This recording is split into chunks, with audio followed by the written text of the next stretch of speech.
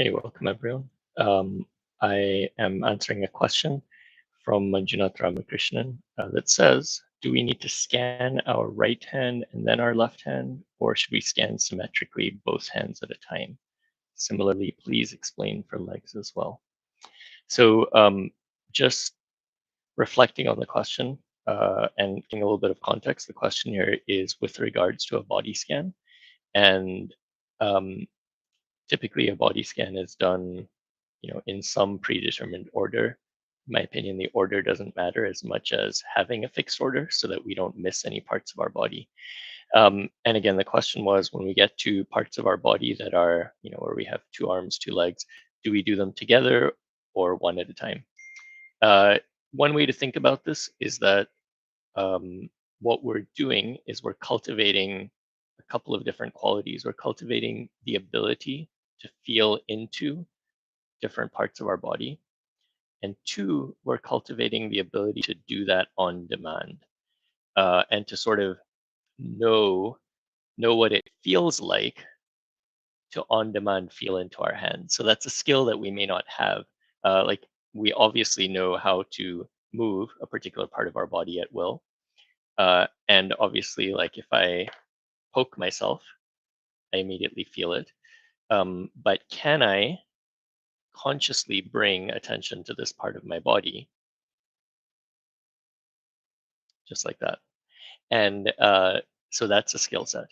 And so as we do a body scan, we're cultivating that. And we cultivate that um, by first cultivating our attention so that our attention can focus on a particular part. And then we kind of start with a place where we feel sensation or some sort of input from our body.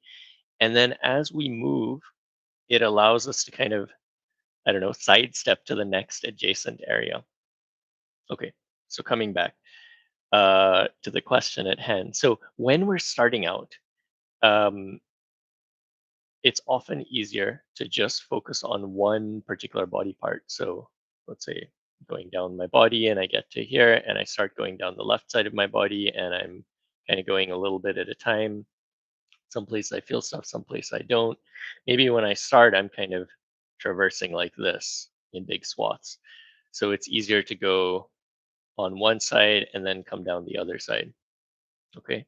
Then as you gain a little bit of practice with this, the other thing that happens is it also becomes incredibly boring to go a small part like that at a time.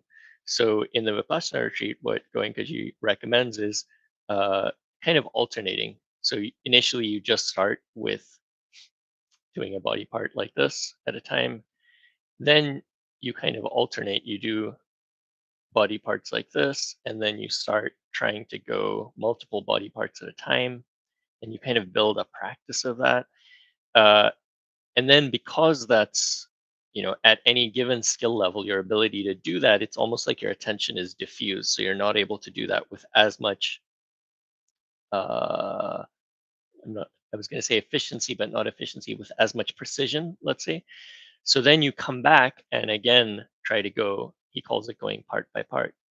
And so you're again going a little bit at a time, and maybe you miss some parts because you have a higher precision. Your attention is focused on a smaller area, and then you come back to doing kind of like both at the same time. Um, the way I think about this is what this does is it kind of reduces the boredom. So you're kind of getting um, the boredom of like just focusing on one part is a little easier when you're going a little faster and the whole body at the time. But also, I think about it as something that helps us bring the practice into real life. So in real life, as you're going about your day, someone says something, you get upset. Um, in that moment, for most people, as you're living life, your experience is not like, okay, everyone stop while I do a quick body scan. And then you do a body scan. That's not how it works. Typically, as you're going through life, you feel the feels, you get an emotion, and you immediately feel something. And then that feeling is almost it's almost something where you've like through the practice of a body scan you develop this peripheral vision where without intending to you just start noticing that kind of body sensation. But then in that moment, when you notice that, you can also bring additional attention to that. But when you do that, again, in the moment, it's very rarely that you have time to be like, okay, let me sit through and do a full body scan part by part. What typically happens is that you are opening your awareness to the entire body and just noticing what is coming up. And so, so being able to go symmetric or doing large portions of your body at a time allow you to quickly engage with that kind of attention.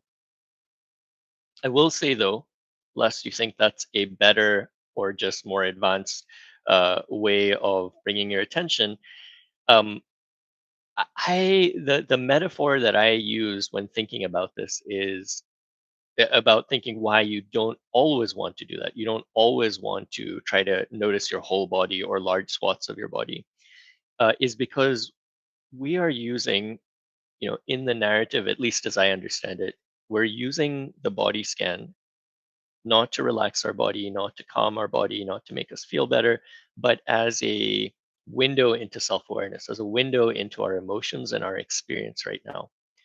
When we do that, if we are only paying attention to the loudest voices in the room, so we just notice the whole body and we say, oh, this part's really hurting right now, and I can feel whatever in my back or something, I can feel that.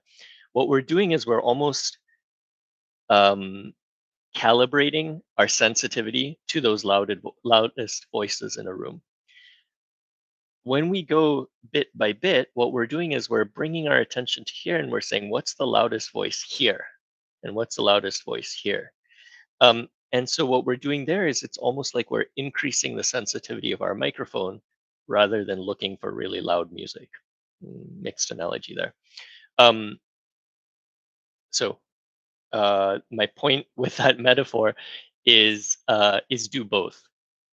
Is make sure you do the body scan with small parts and really bringing your attention in and seeing how much detail and nuance you can discover, and also flip that around and notice how you feel in your entire body, using parts at a time. And some people think of it like if you were to drop some viscous liquid, like I don't know, what am I thinking of, like sugar syrup or something down your head, and you feel it coming down.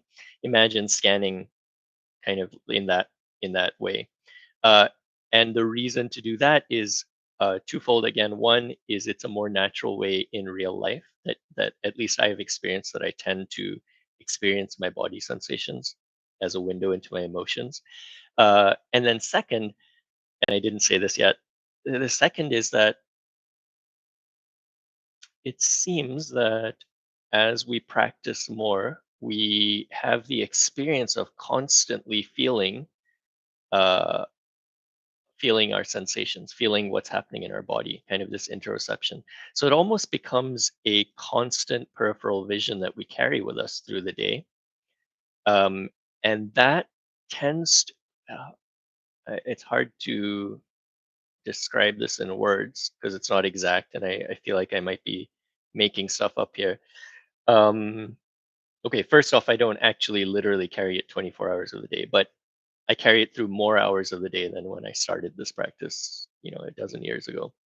Um, so it does increase in terms of uh, how pervasive that peripheral vision is, um, and I can imagine that feeling that I'm almost like this transparent body I experience my body as just this mass of vibrations that I constantly feel, that becomes more and more pervasive or easy to access over time.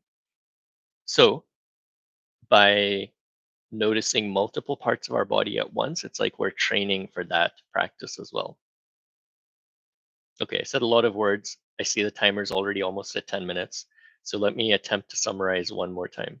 The question was, do I bring my attention to one part of the body, especially with like when I'm talking about a symmetric like left and right arm? Do I bring it to right and left, one at a time, or do I do both at once? And my answer was yes, do both of those.